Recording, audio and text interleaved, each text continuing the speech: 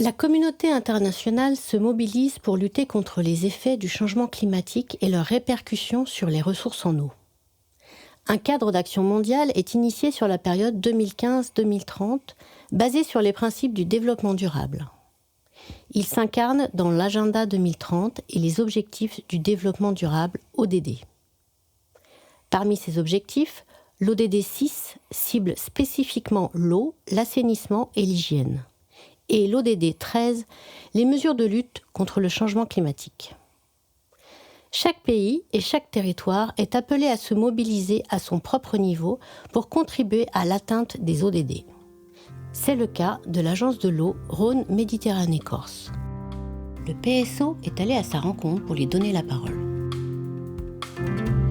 Que ce soit autour du bassin méditerranéen, mais également sur l'ensemble de la France, nous avons tous les mêmes impacts des effets du changement climatique sur l'ensemble de nos usages.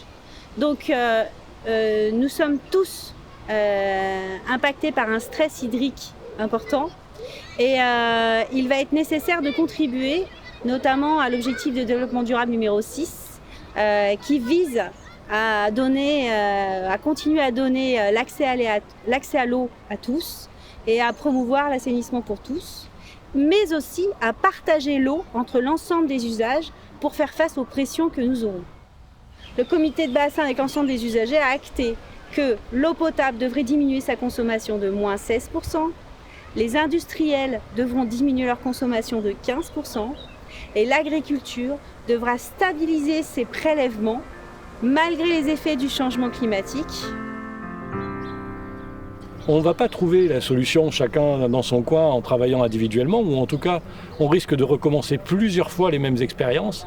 C'est bien cette coopération qui nous permet de confronter des savoir-faire qui ont été acquis à certains endroits du bassin à des réalités d'eau d'un autre morceau du bassin. Et c'est en confrontant ce savoir-faire et cette réalité de terrain qu'on va trouver la solution pour pouvoir améliorer notre résilience à ce changement climatique, maintenir nos ressources en eau, nos fonctionnements et peut-être revoir nos habitudes de consommation pour nous adapter aux nouvelles configurations météorologiques qui nous arrivent.